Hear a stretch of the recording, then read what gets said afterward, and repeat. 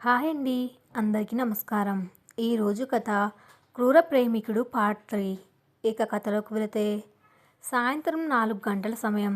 విక్రమ్ వర్మ తన ఆఫీస్ నుండి నేరుగా ఇంటికి వచ్చాడు.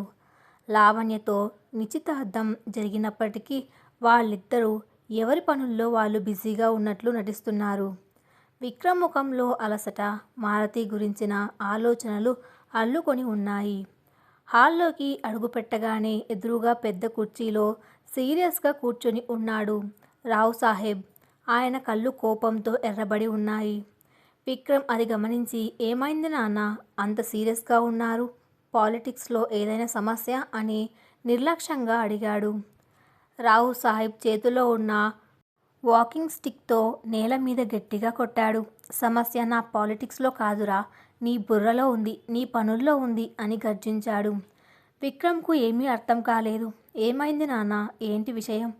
రావు సాహెబ్ లేచి నిలబడి విక్రమ్ దగ్గరకు వచ్చి సూటిగా అడిగాడు. ఆ మాలతి అనే అమ్మాయిని నువ్వు ఇంకా ఎందుకు వదలట్లేదు? లావణ్యతో నిశ్చితార్థం అయ్యాక కూడా ఆ అమ్మాయిని ఒక ఫ్లాట్లో ఎందుకు బంధించావు? విక్రమ్ ముఖం రంగు మారింది. తన చీకటి రహస్యం తండ్రికి ఎలా తెలిసిందన్న ఆశ్చర్యం అతనికి కలిగింది. అది నా పర్సనల్ లైఫ్ నాన్న, దాని గురించి మీరు ఆలోచించకండి అని మాట దాటివేసే ప్రయత్నం చేశాడు. నోరు ముయ్ అని గట్టిగా అరిచాడు రావు సాహెబ్. నీ పర్సనల్ లైఫ్ మన ఇంటి పరువుని, నా ప్రతిష్టను రోడ్డు మీద నిలబెడుతుందంటే నేను చూస్తూ ఊరుకోను. ఈరోజు ఆ అమ్మాయి తల్లి శాంతమ్మ మన ఇంటికి వచ్చింది. ఏడుస్తూ గొడవ చేసింది. కన్న తల్లి ఉసురు తగిలితే మన కుటుంబం నాశనం అవుతుందని శాపాలు పెట్టింది. నా గుండె కరిగిపోయిందిరా విక్రమ్. ఒక ఆడపిల్ల ఉసురు మనకు వద్దు. నీ అహంకారాన్ని పక్కన పెట్టి వెంటనే వెళ్ళి ఆ మాలతిని వదిలేయ్. అది నా ఆర్డర్. విక్రమ్ వర్మకు ఊపిరి ఆగినంత పనైంది. తండ్రి మాటంటే అతనికి వేదవాక్కు. తండ్రి రాజకీయం కోసమే తనకిష్టం లేని లావణ్యను పెళ్లి చేసుకోవడానికి కూడా అతను ఒప్పుకున్నాడు. కానీ మాలతి విషయం వేరు. మాలతి తన శ్వాస, తన పిచ్చి, తన వ్యామోహం. ఆమెను వదులుకోవడం అంటే ప్రాణం వదులుకోవడమే. విక్రమ్ కళ్ళు కోపంతో చిన్నవయ్యాయి. అతని దవడలు బిగుసుకున్నాయి. ఎప్పుడు తండ్రి ముందు తల దించుకునేవాడు. ఈరోజు మొదటిసారిగా తల పైకెత్తి తండ్రి కళ్ళలోకి సూటిగా చూశాడు. నేను ఆమెను వదలలేను నాన్న. ఆ మాట వినగానే రావు సాహెబ్ షాక్ అయ్యాడు. ఏమన్నావురా? విక్రమ్ అడుగు ముందుకు వేసి అత్యంత ఖచ్చితమైన స్వరంతో మాట్లాడడం మొదలుపెట్టాడు. అవును నాన్న, నేను ఆమెను వదిలేయలేను. మీ పాలిటిక్స్ కోసం, మీ హోదా కోసం, ఈ కుటుంబ పరువు కోసం నాకు ఇష్టం లేకపోయినా ఆ లావణ్య మెడలో తాళి కట్టడానికి నేను ఒప్పుకున్నాను. దానికి కారణం చీకట్లో అయినా సరే మాలతి నా పక్కన ఉంటుంది అన్న ఒకే ఒక్క ధైర్యంతో. ఆమె ఒక వస్తువు కాదు నాన్న, నా అబ్సెషన్. ఆమె ఏడ్చినా సరే, నన్ను అసహించుకున్నా సరే ఆమె నా దగ్గరే ఉండాలి. ఆమెను వదిలే ప్రసక్తే లేదు. రావు సాహెబ్ కోపంతో ఊగిపోయాడు. తన కొడుకు ఒక పిచ్చివాడిగా, ఉన్మాదిగా మారిపోతున్నాడని అతనికి అర్థమయ్యింది. వాడు ఒక ఆడపిల్ల కోసం తండ్రిని ఎదిరించే స్థాయికి వచ్చేశాడంటే వాడి వ్యామోహం ఎంత ప్రమాదకరమో గ్రహించాడు. ఏ విక్రమ్, మర్చిపోకు, నువ్వు అనుభవిస్తున్న ఈ కారు, ఈ బంగ్లా, ఈ ఆస్తి, ఈ రౌడీలు అన్నీ నేను ఇచ్చిన భిక్ష. నా మాట జవదాటితే ఈ క్షణమే నిన్ను రోడ్డు మీద నిలబెడతాను. మర్యాదగా ఆ అమ్మాయిని వదిలేస్తావా లేదా అని తండ్రి హోదాలో బెదిరించాడు రావు సాహెబ్. కానీ విక్రమ్ ఏమాత్రం భయపడలేదు. అతని ముఖంలో ఒక పైశాచికమైన నవ్వు వెలసింది. మీ ఆస్తి, మీ పేరు, మీ పవర్ అన్నీ లాగేసుకోండి నాన్న, నాకు అభ్యంతరం లేదు. నన్ను రోడ్డు మీద నిలబెట్టినా సరే, నేను నిలబడే ఆ రోడ్డు పక్కన మాలతి నా చేతుల్లోనే ఉండాలి. నేను సర్వస్వం కోల్పోవడానికైనా సిద్ధమే, కానీ మాలతిని కోల్పోయే దమ్ము నాకు లేదు. విక్రమ్ మొదటిసారిగా తన తండ్రి మీద ఎదురు తిరిగి తనలో ఉన్న రాక్షస ప్రేమను నిస్సిగ్గుగా బయటపెట్టాడు. ఆ క్షణంలో రావు సాహెబ్కి అర్థమైంది, విక్రమ్ వర్మ అనే రాక్షసుడిని సృష్టించింది తానే అని. కానీ ఆ రాక్షసుడు ఇప్పుడు తన కంట్రోల్ దాటిపోయి తననే దహించేయడానికి సిద్ధమయ్యాడని. తండ్రిని అక్కడే వదిలేసి విక్రమ్ తన కారు తాళాలు తీసుకుని వేగంగా బయటకు వెళ్ళిపోయాడు. అతని గమ్యం మాలతి బందీగా ఉన్న ఆ ఫ్లాట్. విధి ఆడుతున్న క్రూరమైన ఆటలో మాలతి ఒక కీలుబొమ్మలా మారిపోయింది.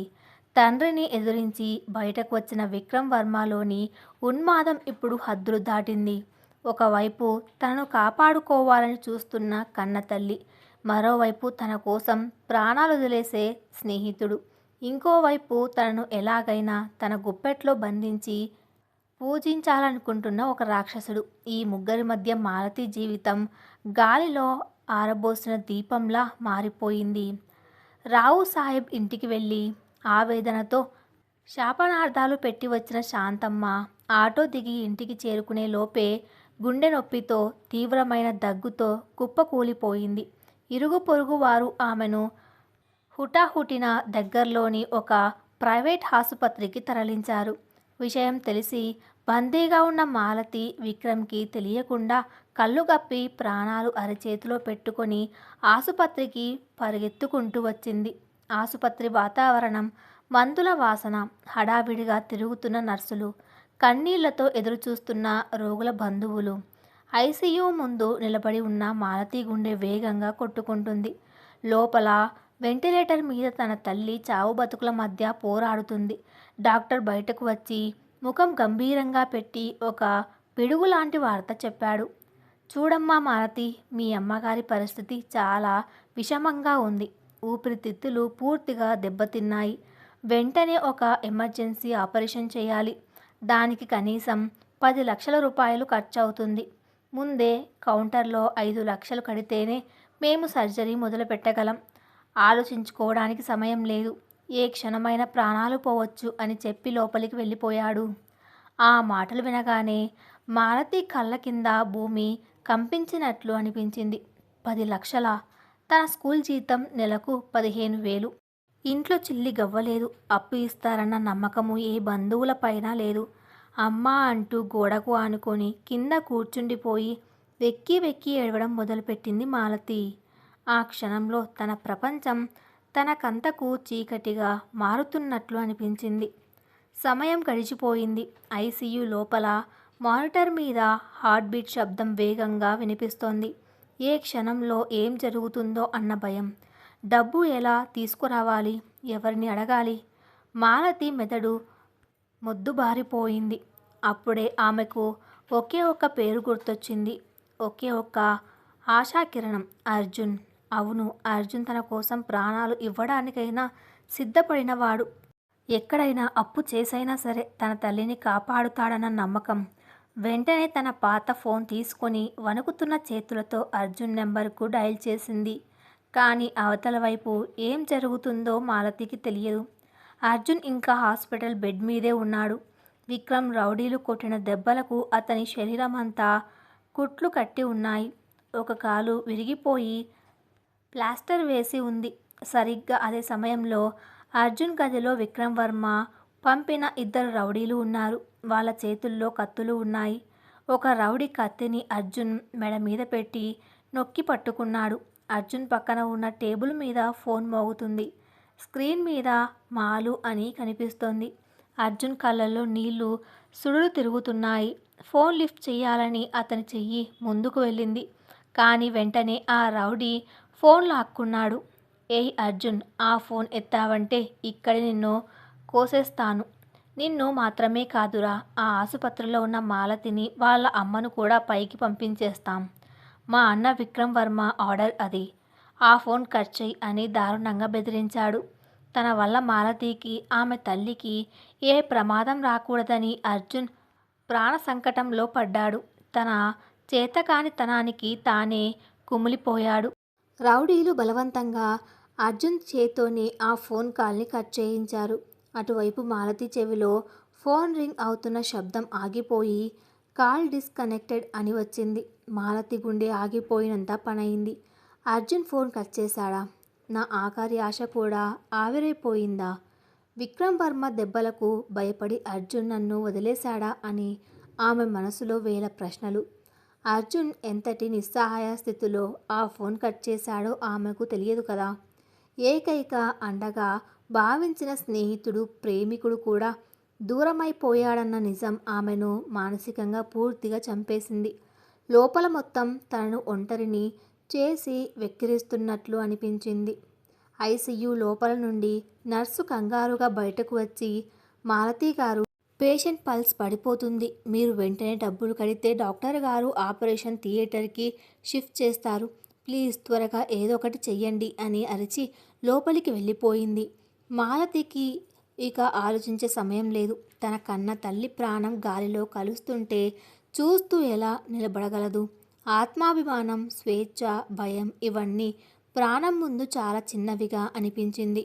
ఇప్పుడు ఆమె ముందున్న ఏకైక దారి కళ్ళు మూసుకొని ఆ అగ్నిగుండంలోకి దూకడమే. కళ్ళ వెంబడి కారుతున్న కన్నీళ్లను తుడుచుకొని ఫోన్ తీసుకొని వణుకుతున్న వేళ్లతో ఆ నెంబర్ డయల్ చేసింది. తను ఎప్పటికీ డయల్ చేయకూడదు అనుకున్న ఆ రాక్షసుడి నంబర్. 2 రింగులకే ఫోన్ లిఫ్ట్ చేశాడు విక్రమ్. హలో మాలతి. అతని గొంతులో ఎప్పటిలాగే ఆ అధికారం, దర్పం.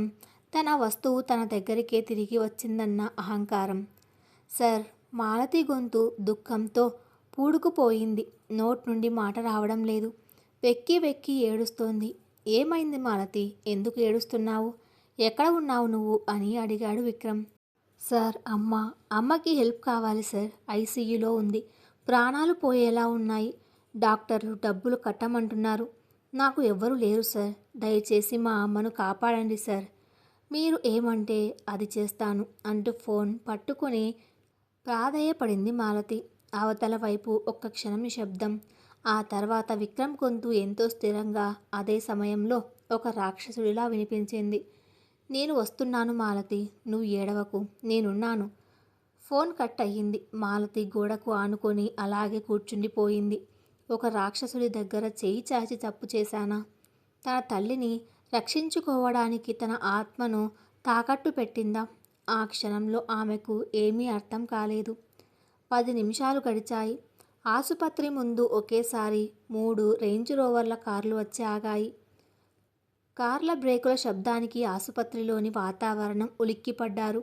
ముందు కారు డోర్ తెరుచుకొని ఖరీదైన బ్లాక్ సూట్ ధరించి ఉన్న విక్రమ్ వర్మ కిందకు దిగాడు. అతని నడకలో నగరానికే తానొక రాజునన్న అహంకారం స్పష్టంగా కనిపిస్తోంది. అతని వెనక 2 అంగరక్షకులు నడుస్తున్నారు. ఆసుపత్రి లోపలికి నడుచుకుంటూ వచ్చాడు విక్రమ్. అతని రాకతో ఎక్కడి వాతావరణమే మారిపోయింది. రిసెప్షన్ దగ్గరకు వెళ్ళి తన చేతిలో ఉన్న బ్లాక్ క్రెడిట్ కార్డును విసిరాడు. పేషెంట్ శాంతమ్మ. బిల్లు ఎంతైనా సరే స్వైప్ చేసుకోండి. ఇక్కడ ఉన్న బెస్ట్ డాక్టర్స్ అందరూ వెంటనే ఆమె దగ్గర ఉండాలి. ఏ చిన్న తప్పు జరిగినా ఈ ఆసుపత్రి రేపు ఉదయం కల్లా ఇక్కడ ఉండదు అని హెచ్చరించాడు. ఆసుపత్రి యాజమాన్యం గజగజ వణికిపోయింది. విక్రమ్ వర్మ అంటే ఎవరికి తెలియదు. డాక్టర్లంతా హుటాహుటిన పరుగులు తీశారు. నిమిషాల వ్యవధిలో ఐసీయూ నుంచి శాంతమ్మను అత్యవసర ఆపరేషన్ థియేటర్కి షిఫ్ట్ చేశారు. డబ్బున్న వాడికి చావును కూడా శాసించే పవర్ ఉంటుందని విక్రమ్ మరోసారి నిరూపించాడు. మాలతి అదంతా చూస్తూ నిలబడిపోయింది. తను గంటల తరబడి ఏడ్చినా, బ్రతిమలాడుకున్నా కరగని డాక్టర్ల మనసులు విక్రమ్ విసిరిన ఒక కార్డ్తో మారిపోయాయి. విక్రమ్ తన వైపుకే నడుచుకుంటూ వస్తున్నాడు. ఆమె నెమ్మదిగా అతని దగ్గరికి వెళ్ళి 2 చేతులు జోడించి కన్నీళ్లతో అంది. Thank you sir. మీరు మా అమ్మ ప్రాణాలు కాపాడారు. ఈ జన్మకు మీకు రుణపడి ఉంటాను. విక్రమ్ నెమ్మదిగా తన చేతులను పైకెత్తి మాలతి బుగ్గల మీద కారుతున్న కన్నీళ్లను తుడిచాడు. అతని స్పర్శ చల్లగా ఉంది. ఒక మంచుగడ్డలాగా. ఆ స్పర్శలో ప్రేమ లేదు. ఒక వస్తువు మీద యజమానికి ఉండే హక్కు మాత్రమే ఉంది. నీ కంట్లో కన్నీరు రాకూడదని ఆ రోజు చెప్పాను కదా మాలతి. నీకు ఏ కష్టం వచ్చినా నేనున్నాను కానీ అంటూ మాట ఆపాడు విక్రమ్. ఆ కానీ అన్న పదం మాలతి గుండెల్లో పిడుగులా పడింది. ఈ రాక్షసుడు ఏ సాయం ఊరికే చెయ్యడని ఆమెకు తెలుసు. దాని వెనక ఖచ్చితంగా ఒక క్రూరమైన షరతు ఉంటుంది. మాలతి భయంగా అతని కళ్ళల్లోకి చూసింది. విక్రమ్ ఆమెకు మరింత దగ్గరగా జరిగాడు. అతని ముఖం ఆమె చెవి దగ్గరకు తీసుకువెళ్ళి అత్యంత గంభీరంగా, ఒక విషపు పాము బుసగొడుతున్నట్లుగా మాట్లాడడం మొదలుపెట్టాడు. నేను ఈ హెల్ప్ ఊరికే చేయడం లేదు మాలతి. నేను బిజినెస్ మ్యాన్ని. నా ఇన్వెస్ట్మెంట్కి నాకు రిజల్ట్స్ కావాలి. రేపు రాత్రి నగరంలో నా పొలిటికల్ అండ్ బిజినెస్ పార్టీ ఉంది. పెద్ద పెద్ద మంత్రులు, బిలీనియర్లు, మీడియా అందరూ వస్తున్నారు. ఆ పార్టీకి నువ్వు రావాలి. మాలతి ఊపిరి పీల్చుకోవడం కూడా మర్చిపోయింది. ఒక పార్టీకి తను వెళ్ళడమా? ఎందుకు? విక్రమ్ ఆమె ముఖంలోకి చూస్తూ పెదవులపై ఒక క్రూరమైన నవ్వును పులుముకొని తన షరతును బయటపెట్టాడు. నువ్వు పార్టీకి ఒక గెస్ట్ లాగా రాకూడదు మాలతి. నా ఫియాన్సీగా రావాలి. కాబోయే భార్యగా నా పక్కన నిలబడాలి. ఆ ప్రపంచం మొత్తానికి విక్రమ్ వర్మ సొత్తు ఏంటో నేను చూపించాలి. ఆ మాట వినగానే మాలతి ముఖం పాలిపోయింది. దేహంలో రక్తం గడ్డ కట్టకపోయినట్లు అనిపించింది. కళ్ళు బైర్లు కమ్మాయి. సార్, ఏమంటున్నారు మీరు? మీకు లావణ్య గారితో నిశ్చితార్థం అయిపోయింది కదా. నేను నేను నీ భార్య ఏంటి సార్? ఆ మీడియా ముందు, ఆ సమాజం ముందు నన్ను నిలబెడితే నా పరువు, మా అమ్మ పరువు ఏమైపోతుంది సార్ అంటూ వణికిపోతూ అడిగింది మాలతి. విక్రమ్ అహంకారంతో నవ్వాడు. లావణ్యతో నిశ్చితార్థం? అది కేవలం నా తండ్రి రాజకీయం కోసం వేసిన నాటకం. కానీ నా నిజమైన వ్యామోహం, నా ప్రాణం నువ్వే. రేపు రాత్రి ఆ పార్టీలో లావణ్య ముందే, నా తండ్రి రాహు సాహెబ్ ముందే నేను నిన్ను నా ఫియాన్సీగా పరిచయం చేస్తాను. ఇది నా తండ్రికి నేను ఇచ్చే వార్నింగ్, లావణ్యకు నేను ఇచ్చే క్లారిటీ, మరియు ఆ అర్జున్ గాడికి నా సవాల్. మాలతికి విక్రమ్ ఉన్మాదం ఏ స్థాయికి చేరుకుందో ఇప్పుడు స్పష్టంగా అర్థమైంది. తను కేవలం ఒక ఆడపిల్ల కాదు. అతని అహంకారాన్ని సంతృప్తిపరచడానికి, అతని తండ్రిని ఎదిరించడానికి అతను వాడుకుంటున్న ఒక ఆయుధం. సమాజం ముందు ఒక స్కూల్ టీచర్ని తన కాబోయే భార్యగా పరిచయం చేయడం ద్వారా తను ఎవరికి భయపడనని నిరూపించుకోవాలనుకుంటున్నాడు విక్రమ్. దయచేసి అలా చేయకండి సార్. నా బతుకుని బజారు పాలు చేయకండి. కావాలంటే జీవితకాలం మీ ఇంట్లో ఒక పని మనిషిలా పడి ఉంటాను. కానీ ఈ సమాజం ముందు నన్ను ఒక ఉంపుడు గత్తెలా, ఆ లావణ్య గారి స్థానాన్ని లాక్కున్న పాపాత్మురాలుగా నిలబెట్టకండి. మా అమ్మ బ్రతకదు సార్ అని కాళ్ళ మీద పడిపోయేంత దీనంగా బ్రతిమలాడుకుంది మాలతి. కానీ విక్రమ్ గుండె కరగలేదు. కరిగిపోయే గుండె అయితే వాడు రాక్షసుడు ఎందుకు అవుతాడు? ఆపరేషన్ థియేటర్లో ఉన్న మీ అమ్మ ప్రాణాలు ఇప్పుడు నా చేతిలో ఉన్నాయి మాలతి. నేను ఒక మాట చెబితే ఆ డాక్టర్లు సర్జరీ ఆపేస్తారు. నిర్ణయం నీదే. రేపు రాత్రి 8 గంటలకు నా కారు వస్తుంది. రెడీగా ఉండు అని ఖచ్చితంగా చెప్పి వెనుదిరిగి చూడకుండా అక్కడి నుండి నడుచుకుంటూ వెళ్ళిపోయాడు విక్రమ్ వర్మ.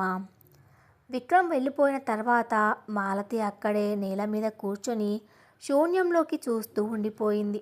ఒకవైపు ఆపరేషన్ థియేటర్ లోపల తన తల్లి ప్రాణాల కోసం పోరాడుతుంది. మరోవైపు తన ఆత్మగౌరవాన్ని, భవిష్యత్తును రేపు రాత్రి సమాజం ముందు బలిపీఠం ఎక్కించడానికి ఆ రాక్షసుడు ముహూర్తం ఖరారు చేశాడు. అర్జున్ రాలేడు, తండ్రి లేడు, కాపాడే దేవుడు అంతకన్నా లేడు. ఈ చీకటి అగాధంలో తను ఒంటరి అయిపోయింది. కొన్ని గంటల తర్వాత సర్జరీ పూర్తయింది. డాక్టర్లు బయటకు వచ్చి సర్జరీ సక్సెస్ అయ్యింది. మీ అమ్మగారు అవుట్ ఆఫ్ డేంజర్. డబ్బు సమయానికి కట్టారు కాబట్టే బ్రతికించగలిగాం అని చెప్పి వెళ్ళారు. మాలతికి ఆ మాటలు విని సంతోషించాలో ఏడవాలో అర్థం కాలేదు. తన తల్లి బ్రతికింది అన్న సంతోషం కన్నా దానికోసం తను కట్టిన మూల్యం ఆమెను నిలువునా దహించి వేస్తుంది. నర్సులు శాంతమ్మను ఐసీయూలోని రికవరీ రూమ్కి షిఫ్ట్ చేశారు. అద్దాల గదిలో ఉన్న తన తల్లిని చూడడానికి నెమ్మదిగా అడుగులు వేసుకుంటూ వెళ్ళింది మాలతి. శాంతమ్మకు ఇంకా అనస్థీసియా మత్తు పూర్తిగా దిగలేదు. ఆమె ముఖానికి ఆక్సిజన్ మాస్క్ ఉంది. చేతులకు సలైన్ పైపులు ఉన్నాయి. మాలతి వెళ్ళి తన తల్లి పక్కన కూర్చొని ఆమె చెయ్యి పట్టుకొని మౌనంగా ఏడవడం మొదలుపెట్టింది. ఆమె కన్నీటి చుక్కలు శాంతమ్మ చేతి మీద పడ్డాయి. ఆ వేడి కన్నీటి స్పర్శకు శాంతమ్మ నెమ్మదిగా కళ్ళు తెరిచింది. మసకగా ఉన్న కళ్ళతో తన కూతురుని చూసింది. మాలతి ముఖం పాలిపోయి ఉంది. ఆమె కళ్ళల్లో ఒక చెప్పలేనంత భయం, ఒక శవం లాంటి నిస్సహాయత ఉన్నాయి.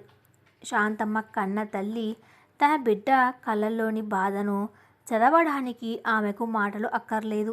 ఆసుపత్రి బిల్లు ఎవరు కట్టారో, తన ప్రాణాలు ఎలా నిలబడ్డాయో, తన బిడ్డ మళ్ళీ ఆ రాక్షసుడి చేతిలో ఎలా చిక్కుకుందో శాంతమ్మకు అర్థమైపోయింది.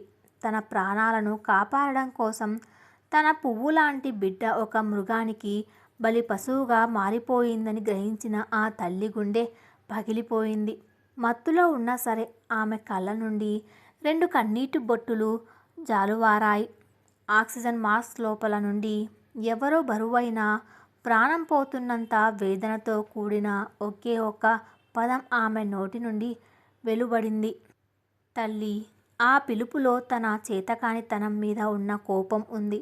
తన బిడ్డ త్యాగం పట్ల ఉన్న ఆవేదన ఉంది. విక్రమ్ వర్మ అనే ఆ రాక్షసుడి మీద రగులుతున్న అంతులేని క్రోధం ఉంది. మాలతి తన తల్లి ఛాతీ మీద తల వాల్చుకొని వెక్కి వెక్కి ఏడ్చింది. ఆ గదిలో మానిటర్ బీప్ శబ్దాలు, ఒక తల్లి కూతుళ్ళ నిశ్శబ్ద రోదన మాత్రమే వినిపిస్తున్నాయి. రేపు రాత్రి రాబోతుంది. నగరంలోని ప్రముఖులందరూ రాబోయే ఆ గ్రౌండ్ పార్టీలో విక్రమ్ వర్మ తన ఉన్మాదాన్ని, వ్యామోహాన్ని ప్రపంచానికి పరిచయం చేయబోతున్నాడు. లావణ్య, రాహు సాహెబ్ల కళ్ళ ముందే మాలతిని తన సొంతం అని ప్రకటించబోతున్నాడు.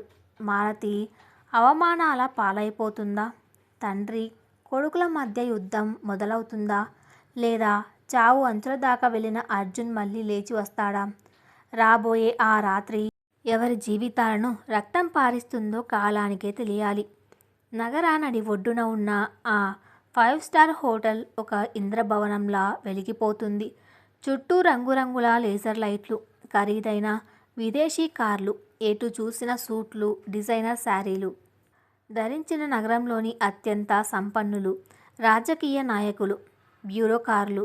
ఆ రాత్రి విక్రమ్ వర్మ ఇస్తున్న పార్టీ కేవలం ఒక వేడుక కాదు. అది తన ఆధిపత్యాన్ని, తన సామ్రాజ్యాన్ని ప్రపంచానికి చాటి చెప్పే ఒక ప్రదర్శన. కానీ ఆ ప్రదర్శనలో ప్రధాన ఆకర్షణగా ఒక బలి పశువుగా మారబోతుంది మాలతి. విక్రమ్ వర్మ పంపిన బ్యూటీషియన్లు మాలతిని ఆ పార్టీ కోసం ముస్తాబు చేశారు. ఎప్పుడు సాధారణమైన కాటన్ చీర, నుదుట చిన్న బొట్టుతో ఉండే మాలతి ఇప్పుడు ₹1,00,000 విలువ చేసే ఒక లేత గులాబీ రంగు డిజైనర్ లెహంగాలో ఉంది. మెడలో వజ్రాల హారం, చెవులకు జూకాలు, ముఖానికి ఆకర్షణీయమైన మేకప్. ఆమెను అద్దంలో చూసుకుంటే ఏ దేవకన్యనో భూమికి దిగి వచ్చినట్లుగా ఉంది.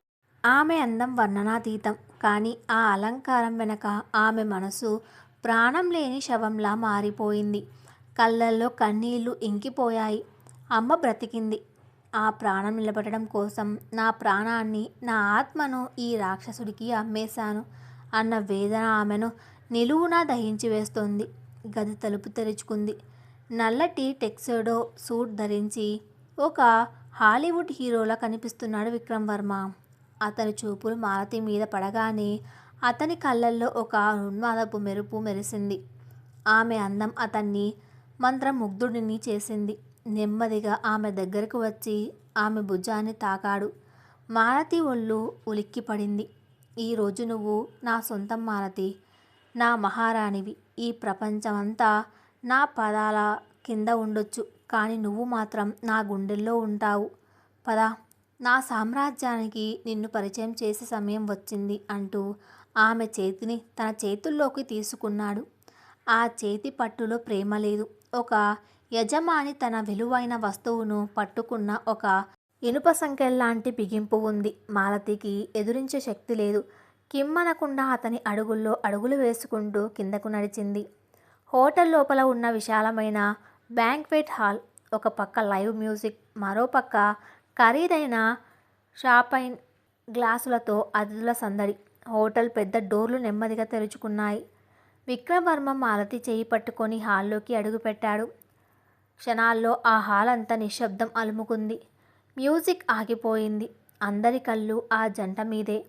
మీడియా కెమెరాల ఫ్లాష్ లైట్లు కళ్ళు మిరుమిట్లు గొలిపేలా మెరుస్తున్నాయి. విక్రమ్ వర్మ పక్కన ఉన్న ఆ కొత్త అమ్మాయి ఎవరు? నిన్నే కదా కోటీశ్వరుడు విశ్వనాథ్ కూతురు లావణ్యతో విక్రమ్ నిశ్చితార్థం జరిగింది.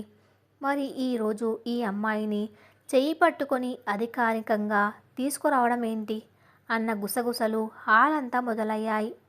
మాలతికి ఆ కెమెరాల ఫ్లాష్లు, ఆ జనాల చూపులు నరకంలా అనిపిస్తున్నాయి.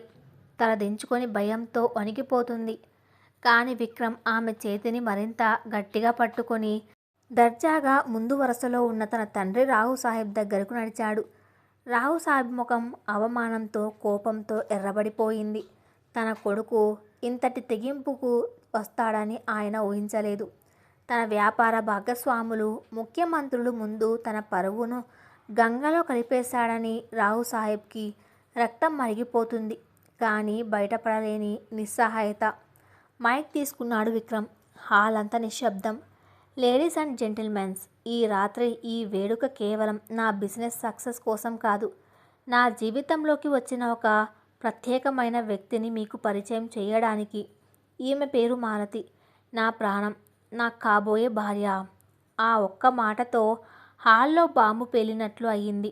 మీడియా వాళ్ళు పిచ్చి వాళ్ళలా ఫోటోలు తీయడం మొదలుపెట్టారు. మాలతి కళ్ళు మూసుకొని గట్టిగా ఊపిరి పీల్చుకుంది. తన జీవితం అధికారికంగా బజారు పాలైపోయింది. తన పరువును వాడు తన కాళ్ళ కింద వేసి తొక్కేశాడు. సరిగ్గా 10 అడుగుల దూరంలో ఈ తతంగం అంతా చూస్తూ నిలబడి ఉంది లావణ్య. ఆమె చేతిలో ఉన్న వైన్ గ్లాస్ని ఎంత గట్టిగా పట్టుకుందంటే అది ఏ క్షణమైనా పలిగిపోయేలా ఉంది. ఆమె కళ్ళల్లో కన్నీళ్లు లేవు, కానీ ఒక రకమైన ఆక్రోశం, కోపం రగులుతున్నాయి. విక్రమ్ అంటే లావణ్యకు ప్రేమ లేదు. అతనొక రాక్షసుడు అని ఆమెకు తెలుసు. ఈ పెళ్ళి ఆమెకు ఇష్టం లేదు. అయినా సరే, ఒక ఆడపిల్లగా నిన్నే తనతో నిశ్చితార్థం జరుపుకున్న వ్యక్తి ఈరోజు వందల మంది ముందే వేరొక అమ్మాయిని తన కాబోయే భార్య అని ప్రకటించడం అంటే ఆమె అస్తిత్వాన్ని, ఆత్మగౌరవాన్ని చెప్పుతో కొట్టినట్లే కదా. నా తండ్రి కోట్ల రూపాయల ఆస్తి, నా అందం, నా హోదా అన్నీ ఈ విక్రమ్ వర్మ అహంకారం ముందు పనికి రాకుండా పోయాయా? నన్ను ఇంతమంది ముందు అవమానిస్తాడా అని లావణ్య మనసులో రగిలిపోతుంది. కానీ లావణ్య కేవలం ఒక బాధితురాలు మాత్రమే కాదు. ఆమె వెనక కూడా ఒక రహస్యం ఉంది. లావణ్య నెమ్మదిగా ఆ జనాల నుండి పక్కకు తప్పుకొని ఎవ్వరికీ కనిపించకుండా ఒక చీకటి బాల్కనీలోకి వెళ్ళింది. తన బ్యాగ్లో నుంచి ఒక సీక్రెట్ మొబైల్ ఫోన్ తీసి ఒక నెంబర్కి డయల్ చేసింది. హలో, విన్నావా ఇదంతా? అంది లావణ్య ఎంతో నెమ్మదిగా, కానీ కోపంతో. అవతల వైపు నుండి ఒక మగ గొంతు. విన్నాను లావణ్య. వాడు నిన్ను అందరి ముందు అవమానించాడు. వాడు ఊరికే పోడు. వాడి పతనం మొదలైంది. నీకు నేనున్నాను కదా. ఈ పెళ్లి జరగదు. లావణ్య పెదవులపై ఒక చిరునవ్వు వెలిసింది. అవును విక్రమ్, ఈ మాలతి అనే అమ్మాయి మత్తులో, పిచ్చిలో పడిపోయాడు. వాడి ఈ బలహీనతే మనకు ఆయుధం. వాడి పతనం ఆ మాలతితోనే మొదలవ్వాలి. నేను ఈ అబద్ధపు పెళ్లి నుండి బయటపడాలంటే విక్రమ్ వర్మ నాశనం అవ్వాలి. మన ప్లాన్ ప్రకారం అంతా రెడీ చెయ్యి అని ఫోన్ కట్ చేసింది. లావణ్య లోపలికి వస్తూ మాలతి వైపు చూసింది. ఒక రకంగా మాలతి మీద ఆమెకు జాలి వేసింది. పిచ్చి పిల్ల, ఆ ఉన్మాది చేతిలో ఎలా బలైపోతుందో. కానీ నా స్వేచ్ఛ కోసం ఈ ఆటలు ఆమె పావు కాక తప్పదు అనుకొని తన మొహంలో ఒక నకిలీ నవ్వును పులుముకొని అతిథులతో కలిసిపోయింది. పార్టీ వాడివేడిగా సాగుతోంది. విక్రమ్ వర్మతో ఫోటోలు దిగడానికి, పరిచయాలు పెంచుకోవడానికి పెద్ద పెద్ద బిజినెస్ మ్యాగ్నెన్స్ పోటీ పడుతున్నారు. రావు సాహెబ్ కోపాన్ని పట్టి కిందే నొక్కిపెట్టి పరిస్థితిని కవర్ చేసే ప్రయత్నం చేస్తున్నాడు. విక్రమ్కు ఒక ముఖ్యమైన ఫోన్ కాల్ రావడంతో, ఒక నిమిషం మాలతి, ఇక్కడే ఉండి వస్తాను అని చెప్పి ఆమెను ఒక టేబుల్ దగ్గర వదిలి సెక్యూరిటీ గార్డులతో కలిసి బయటకు వెళ్ళాడు. మాలతి ఒంటరిగా ఆ ఖరీదైన కుర్చీలో కూర్చొని ఉంది. చుట్టూ ఉన్న జనం వింత వింతగా ఆమె వైపు చూస్తున్నారు. ఆమెకు ఊపిరి ఆడటం లేదు. అక్కడి నుండి పారిపోవాలి అని ఉంది. కానీ ఎక్కడికి పారిపోగలదు? తన తల్లి ప్రాణాలు వాడి దయాదాక్షణ్యాల మీదే ఉన్నాయి. సరిగ్గా అప్పుడు జనాల మధ్యలో నుండి ఒక వ్యక్తి నెమ్మదిగా ఆమె టేబుల్ దగ్గరికి వచ్చాడు. అతను ఒక సామాన్యమైన సూట్ వేసుకొని ఉన్నాడు. ముఖమంతా చెమటలు పట్టి ఉన్నాయి. కళ్ళల్లో చెప్పలేనంత భయం, కంగారు కనిపిస్తున్నాయి. అటు ఇటు ఎవరైనా చూస్తున్నారేమో అని గమనిస్తూ వణుకుతున్న అడుగులతో మాలతి పక్కకు వచ్చాడు. మీరు మీరు మాలతి గారే కదా అని అడిగాడు ఎంతో కంగారుగా, తక్కువ గొంతుతో. మాలతి ఉలిక్కిపడి తల పైకెత్తి చూసింది. ఆ వ్యక్తి ఎవరో ఆమెకు తెలియదు. ఈ పార్టీలో ఎవరైనా తనతో ఎందుకు మాట్లాడతారు? అవును, నేనే. మీరెవరు అని అడిగింది మాలతి ఆశ్చర్యంగా. ఆ వ్యక్తి చుట్టూ చూసుకుంటూ టేబుల్ మీద వంగి మాలతికి మాత్రమే వినిపించేలా గుసగుసగా అన్నాడు. నా పేరు ఎందుకులే కానీ నేను చెప్పేది జాగ్రత్తగా వినండి. విక్రమ్ వర్మ గురించి మీకు తెలియని ఒక భయంకరమైన నిజం ఉంది. అతను బయటకు కనిపించేంత మాత్రమే కాదు, వాడి వెనక ఒక చీకటి గతం ఉంది. వాడి చేతులకు అంటిన రక్తం గురించి, వాడి నిజస్వరూపం గురించి మీకు ఏమీ తెలియదు. ఆ రహస్యం ఏంటో తెలిస్తే మీరు ఆశ్చర్యపోతారు. కాదు కాదు, భయంతో చచ్చిపోతారు. ఆ మాటలు వినగానే మాలతికి వెన్నులో చలి పుట్టింది. విక్రమ్ వర్మ గురించి ఇంతకు మించిన భయంకరమైన నిజం ఏముంటుంది? వాడొక రాక్షసుడు అని ఆమెకు ముందే తెలుసు. కానీ ఈ వ్యక్తి అంతలా వణికిపోతూ చెబుతున్నాడంటే విక్రమ్ ఇంకా ఎలాంటి దారుణాలకు ఒడిగట్టాడు? ఏంటా నిజం చెప్పండి అని అడిగింది మాలతి. భయంగా ఆ అపరిచితుడు జేబులో నుండి ఒక చిన్న పెన్ డ్రైవ్ తీయడానికి చెయ్యి లోపలికి పెట్టాడు. ఈ ఆధారాలు మీ చేతిలో పెడితే మీరు వాడి ఉచ్చు నుండి శాశ్వతంగా అని అతను వాక్యం పూర్తి చేయకముందే అతని కళ్ళు హాల్ ఎంట్రన్స్ వైపు వెళ్ళాయి. అక్కడ ఫోన్ కాల్ ముగించుకొని కళ్ళల్లో ఉన్మాదంతో నేరుగా మాలతి వైపే చూస్తూ వస్తున్నాడు విక్రమ్ వర్మ. విక్రమ్ కళ్ళు ఆ అపరిచితుడి మీద పడ్డాయి. ఆ అపరిచితుడు దేహం ఒక్కసారిగా వణికిపోయింది. ప్రాణభయంతో అతని గొంతు తడారిపోయింది. విక్రమ్ నన్ను చూస్తున్నాడు. ఇక్కడ చెప్పడం సేఫ్ కాదు. నేను మిమ్మల్ని తర్వాత రహస్యంగా కలుస్తాను. దయచేసి నేను కలిసేదాకా జాగ్రత్తగా ఉండండి అని చెప్పి జవాబు కోసం కూడా ఎదురు చూడకుండా జనాల్లోకి చొచ్చుకొని వేగంగా అక్కడి నుండి అదృశ్యమయ్యాడు. మాలతి గుండె పిట్టలా కొట్టుకుంటుంది. ఆ వ్యక్తి ఎవరు? విక్రమ్ గురించి అతను చెప్పబోయిన ఆ భయంకరమైన రహస్యం ఏంటి? ఈ ఉచ్చు నుండి తప్పించుకునే మార్గం అతని దగ్గర ఉందా? ఆలోచనలు ఆమె బుర్రను తొలిచేస్తున్నాయి. అంతలోనే విక్రమ్ వచ్చి ఆమె పక్కన నిలబడ్డాడు.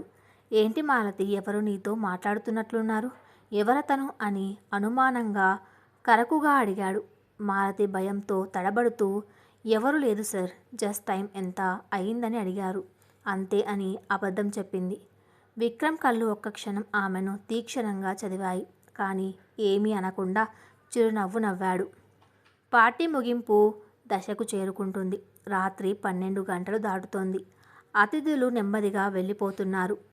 విక్రమ్ రాహు సాహెబ్తో ఏదో తీవ్రమైన వాగ్వాదంలో ఉన్నాడు. మాలతికి ఈ వాతావరణం అంతా ఉక్కిరి బిక్కిరి చేస్తుంది. ముఖ్యంగా ఆ అపరిచితుడు చెప్పిన మాటలు ఆమెను కుదురుగా ఉండనివ్వడం లేదు. వాష్రూమ్కి వెళ్ళి కాస్త ముఖం కడుక్కుంటే ఈ టెన్షన్ తగ్గుతుందేమో అనిపించి ఎవరికీ చెప్పకుండా నెమ్మదిగా హాల్ బయటకు వచ్చి కారిడార్ గుండా వాష్రూమ్ వైపు నడిచింది. ఆ కారిడార్ కొంచెం చీకటిగా నిర్మానుషంగా ఉంది. ఏవో పాత ఫర్నిచర్ స్టోర్ రూములు ఉన్న వైపు దారి తప్పి వచ్చింది మాలతి. హఠాత్తుగా ఆమె కాలికి ఏదో జిగటగా తలిగింది. కిందకు చూసింది. ఎర్రటి ద్రవం, రక్తం. మాలతి గుండె ఆగిపోయినంత పనైంది. ఆ రక్తపు ధార ఒక స్టోర్ రూమ్ తలుపుల కింద నుండి వస్తోంది. భయంతో ఆమె చేతులు వణుకుతున్నాయి. వెనక్కి పరిగెత్తాలని అనిపించింది కానీ ఏదో తెలియని ఆందోళన ఆమెను ముందుకు నడిపించింది. వణుకుతున్న చేతులతో ఆ స్టోర్ రూమ్ తలుపును నెమ్మదిగా నెట్టింది. లోపల లైట్ లేదు. కారిడార్లోని మసక వెలుతురు మాత్రమే లోపలికి పడుతుంది. ఆ వెలుతురులో నేల మీద పడి ఉన్న ఒక ఆకారం ఆమె కంటపడింది. ఒక్క క్షణం మాలతి శ్వాస ఆగిపోయింది. 2 చేతులతో తన నోటిని గట్టిగా నొక్కి పట్టుకుంది. అరుపు బయటకు రాకుండా. కళ్ళ వెంట భయంతో కూడిన కన్నీళ్లు సుడులు తిరుగుతున్నాయి. నేల మీద రక్తపు మడుగులో పడి ఉన్నది. అది 10 నిమిషాల క్రితం తనతో మాట్లాడిన ఆ అపరిచితుడే. అతని గొంతు దారుణంగా కోయబడి ఉంది. కళ్ళు తెరిచే ఉన్నాయి. ఆ క్షణంలో ప్రాణం పోయే ముందు పడిన భయం, వేదన స్పష్టంగా కనిపిస్తున్నాయి. అతని చేతి వేళ్ళు ఏదో చెప్పాలనుకుంటున్నట్లుగా ముందుకు చాచి ఉన్నాయి. తనతో మాట్లాడిన 10 నిమిషాల వ్యవధిలోనే ఆ వ్యక్తి దారుణంగా హత్య చేయబడ్డాడు. విక్రమ్ వర్మ గురించి వాడు చెప్పబోయిన రహస్యం వాడి ప్రాణాలతో పాటే అనంతవాయువుల్లో కలిసిపోయింది. మాలతికి ఇక నిలబడే శక్తి లేదు. గోడకు ఆనుకొని కిందకు జారిపోయింది. విక్రమ్ వర్మ ఎంతటి క్రూరుడో, ఎంతటి రాక్షసుడో ఇప్పుడు ఆమెకు కళ్ళకు కట్టినట్లు అర్థమైంది. తన చుట్టూ ఉన్నది కేవలం ఒక వ్యామోహం మాత్రమే కాదు, ఒక భయంకరమైన మాఫియా నెత్తుటి చరిత్ర. ఆ అపరిచితుడు చనిపోవడానికి కారణం తనేనా? విక్రమ్ తమని గమనించడం వల్లే వాడిని చంపేశాడా? అసలు విక్రమ్ దాస్తున్న ఆ చీకటి గతమేంటి? సరిగ్గా అప్పుడు ఆ స్టోర్ రూమ్ బయట ఎవరో నడుచుకుంటూ వస్తున్న బూట్ల చప్పుడు వినిపించింది. ఆ చప్పుడు నేరుగా ఆ గది వైపే వస్తుంది. మాలతి భయంతో గజగజ వణికిపోతూ చీకటి మూలకు నక్కి కూర్చుంది. డోర్ దగ్గరకు వచ్చిన ఆ వ్యక్తి ఎవరో కాదు, విక్రమ్ వర్మ. అతను చేతిలో ఒక తెల్లటి రుమాల్తో తన చేతులకు అంటిన దేన్నో తుడుచుకుంటున్నాడు. అతని పెదవులపై ఒక శాడిస్టిక్ చిరునవ్వు ఉంది. మాలతి తన జీవితంలో ఎన్నడూ చూడని అత్యంత భయంకరమైన రాక్షస స్వరూపం అది. ఈ నెత్తుటి క్రీడలో మాలతి అడ్డంగా ఇరుక్కుపోయింది. ఆ రహస్యం ఏంటో తెలుసుకోనేలోపే ఒక ప్రాణం గాల్లో కలిసిపోయింది. విక్రమ్ ఆమెను ఆ గదిలో చూస్తే ఏం చేస్తాడు? అసలు లావణ్య వెనక ఉన్న ప్లాన్ ఏంటి? హాస్పిటల్లో ఉన్న అర్జున్ మళ్ళీ తిరిగి వచ్చి ఈ ఉన్మాదుని ఎలా ఎదుర్కోబోతున్నాడు? మరణ శాసనంతో కథ మరింత దట్టమైన చీకటిలోకి ప్రవేశించింది. ఆ రాత్రి స్టోర్ రూమ్లో జరిగిన భయంకరమైన హత్యను చూసిన తర్వాత మాలతి మనిషిగా మిగలలేదు. ఆమెకు ఆ రాత్రి కంటి మీద కునుకు లేదు.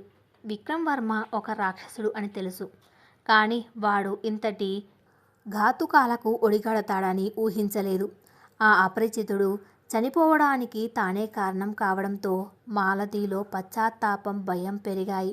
ఆ మృగాన్ని ఎలాగైనా అంతం చేయాలని, దానికోసం ఆ వ్యక్తి చెప్పబోయిన రహస్యం ఏంటో తెలుసుకోవాలని ఆమె నిర్ణయించుకుంది. మాలతి ఇప్పుడు భయపడే అమాయకపు అమ్మాయిగా లేదు, ఒక ఉన్మాదిని అంతం చేయాల్సిన ఆయుధంలా మారుతోంది. విక్రమ్ ఇంట్లో ఆమె నిఘా పెంచింది. అతను లేని సమయంలో అతని స్టడీ రూమ్, లాకర్స్, అతను వాడే ట్యాబ్స్, ఫైల్స్ ప్రతీది గమనించడం మొదలుపెట్టింది.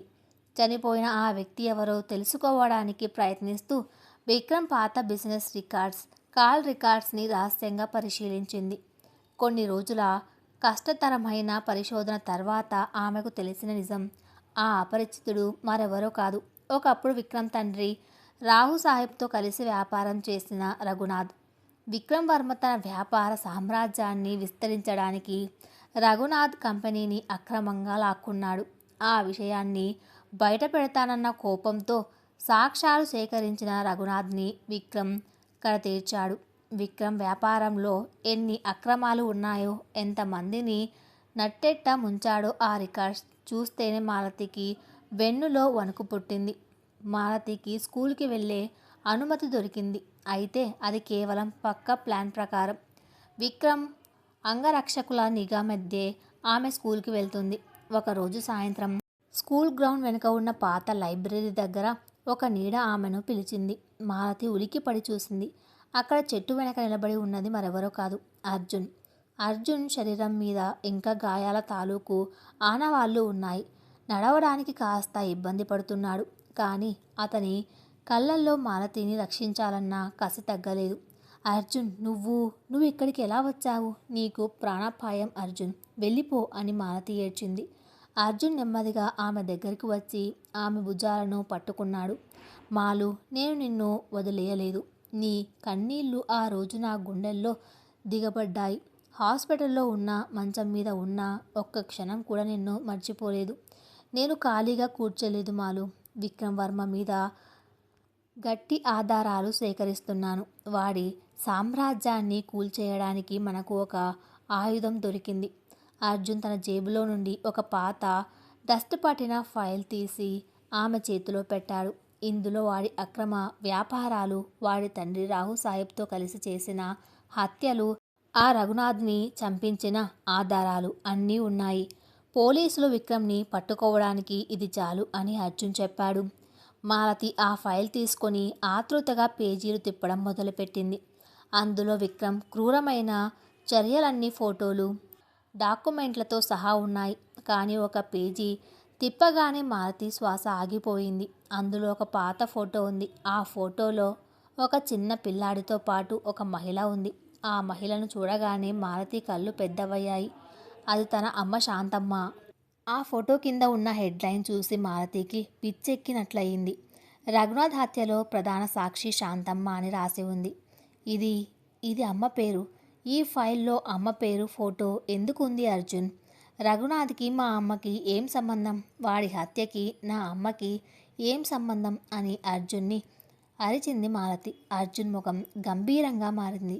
మాలు, ఆ రహస్యం విక్రమ్ దాస్తున్నది ఇదే. రఘునాథ్ని చంపడానికి కారణం నీ అమ్మకు తెలిసిన ఒక భయంకరమైన నిజాన్ని ఆపడమే. ఈ ఫైల్లో ఉన్నది మాలు, నీ కుటుంబానికి విక్రమ్ వర్మ కుటుంబానికి మధ్య ఉన్న దశాబ్దాల పాత రక్త సంబంధం. నువ్వు ఊహించలేనంత పెద్ద నిజం ఇది. మాలతి ఆ ఫైల్లోని ఫోటోలు, అమ్మ పేరును చూస్తూ ఒక్కసారిగా నిశ్చేష్టురాలయ్యింది. విక్రమ్ వర్మ తనను ఎందుకు ఇంతలా పట్టుకున్నాడు? కేవలం అందం కోసమేనా? లేక తన అమ్మకు తెలిసిన ఆ రహస్యం వల్లే తనను తన నియంత్రణలో ఉంచుకుంటున్నాడా? ఒకవైపు అర్జున్ ఇచ్చిన ఆధారాలు, మరొక వైపు తన తల్లికి ఆ రాక్షసుడికి ఉన్న ఆ సంబంధం మాలతి ప్రపంచాన్ని కుదిపేస్తున్నాయి. మాలతికి ఇక ఆలస్యం చేయకూడదని అర్థమైంది. విక్రమ్ వర్మ ఒక రాక్షసుడు మాత్రమే కాదు, తన కుటుంబ వినాశనానికి కారణమైనవాడు కూడా. ఈ ఫైల్లోని నిజం తెలుసుకోవడానికి మాలతి తన ఆఖరి అడుగు వేయడానికి సిద్ధమైంది. విక్రమ్ వర్మ పతనం ఇక్కడే మొదలైంది. ఏం జరగబోతుంది? మాలతి అమ్మకి రఘునాథ్కి ఉన్న ఆ సంబంధం ఏంటి? విక్రమ్ తన తండ్రి రాహు సాహెబ్తో కలిసి చేసిన ఆ పాపం ఏంటి? తెలుసుకోవాలంటే తర్వాత భాగం కోసం వేచి చూడండి. కథ ఇంకా ఉంది. అది నెక్స్ట్ పార్ట్లో కొనసాగించబడుతుంది. Thanks for listening.